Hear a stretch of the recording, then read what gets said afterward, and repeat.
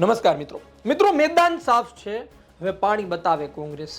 જે કરવું હતું એ તમામ તમે કરી લીધું। તમને સમય મળ્યો, એ સમયનો ઉપયોગ પણ તમે કર્યો। હવે પરિણામ બતાવે કોંગ્રેસ।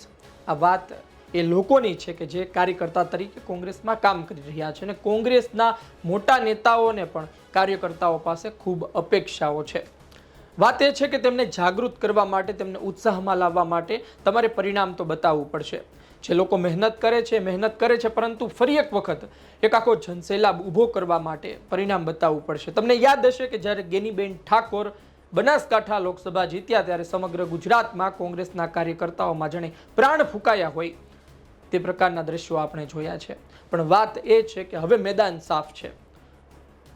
તમે કહેતા હતા કે આ લગ્નના ઘોડા, આ રેસના ઘોડા, આ લંગડા ઘોડા, બધી વાત સાચી, પરંતુ તમે તમારો સમય લઈ લીધો। તમે નવા પ્રદેશ પ્રમુખ પણ મૂકી દીધા, તમે નવા વિરોધ પક્ષના નેતા પણ મૂકી દીધા। તમે જે લગ્નના ઘોડાની વાત કરતા હતા તે લોકોને તમે સ્થાન નથી આપ્યું, તે લોકોને તમે શાંત કર્યા એવું તમે માનો છો। પણ વાત એ છે કે આ તમામ વાત તમે કરી લીધી, તમે તમારા સમયનો ઉપયોગ કરી નાખ્યો। હવે તમારે પાણી બતાવવું પડશે। હવે આવનારી મ્યુનિસિપલ કોર્પોરેશનની ચૂંટણીમાં તમારે પંજાની તાકાત બતાવવી પડશે। રાહુલ ગાંધી આણંદ આવ્યા, જિલ્લા પ્રમુખો છે એમની સાથેની તાલીમ શિબિર અને પહેલો દિવસ રાહુલ ગાંધી તેમની સાથે વાત કરશે। અલગ અલગ મુદ્દે વાત એ છે કે ખેડૂતો સાથે, સભાસદો સાથે, પશુપાલકો સાથે પણ રાહુલ ગાંધીની વાત। અત્યારે રાહુલ ગાંધી જે પ્રકારે આગળ વધી રહ્યા છે ગુજરાતમાં, એ એક રીતે એવું લાગી રહ્યું છે કે અમિત ચાવડાને જ્યારે પ્રદેશ પ્રમુખ તરીકે મૂક્યા ત્યારે લોકોનો સવાલ હતો કે અમિત ચાવડા તો એક વખત પ્રદેશ પ્રમુખ રહી ચૂક્યા છે। અમિત ચાવડા થી પણ વધુ નવો ચહેરો, અમિત ચાવડા જેવો મજબૂત ચહેરો મળી શકતો હતો, કેમ મૂકવામાં ન આવ્યો?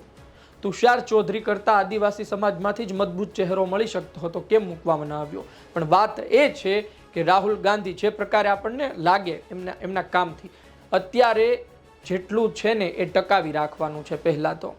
બીજી વાત એ છે કે એમાં પછી વધારવાનું છે। પહેલા તો જેટલી બેઠકો છે, છેલ્લે 17 બેઠકો આવી, ભલે પછી વંડી ટપી ગયા, પણ એ 17-20 બેઠકો તો પહેલા તમારે ટકાવી રાખવાની છે અને ત્યારબાદ નવી બેઠકો તમારે એમાં જોડવાની છે, એની પછી કામ કરવાનું છે।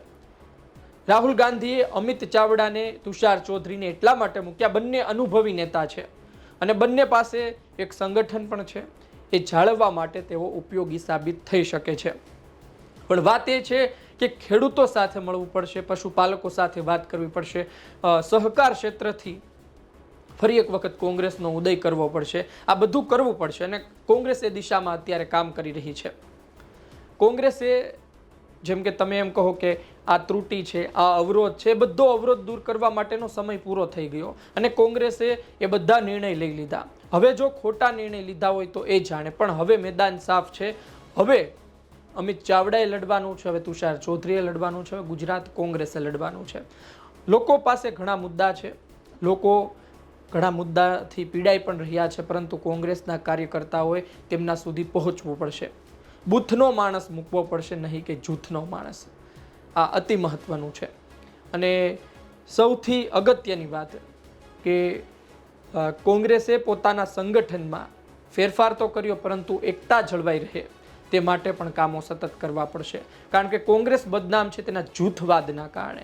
આ જૂથવાદ દૂર કરવા માટે કોંગ્રેસે ઘણા આજ સુધી પ્રયત્નો કર્યા, પરંતુ એ પ્રયત્નો હજુ કરવા પડશે ને હજુ પણ એ જે નેતાઓ છે કે જે કોંગ્રેસમાં છે પરંતુ કોંગ્રેસમાં જૂથવાદ ફેલાવી રહ્યા છે, તમામ નેતાઓને સાયલેન્ટ કરવા પડશે।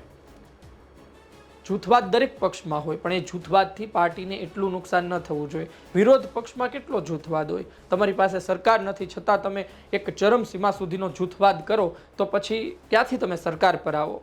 વાત આ છે, સવાલ આ છે। જોઈએ આવનાર સમયમાં શું થાય છે। ગુજરાત તક જોતા રહો। મૂળ વાત એ છે કે સહકારથી સરકાર સુધી પહોંચાડવાની વાત કોંગ્રેસ અત્યારના વિચારી રહ્યું છે, સહકારથી સરકાર સુધી પહોંચવાનું કોંગ્રેસ વિચારી રહ્યું છે અને કોંગ્રેસ આ માટે અત્યારે એડીચોટીનું જોર પણ લગાવી રહ્યું છે। પણ આ પ્રવાસ સરળ નથી, આ જંગ સરળ નથી। જોઈએ પરિણામ શું આવે છે। આપનું શું કહેવું છે કોમેન્ટ બોક્સમાં જરૂરથી લખજો। માહિતી પસંદ આવી હોય લાઈક કરજો, શેર કરજો। ધન્યવાદ।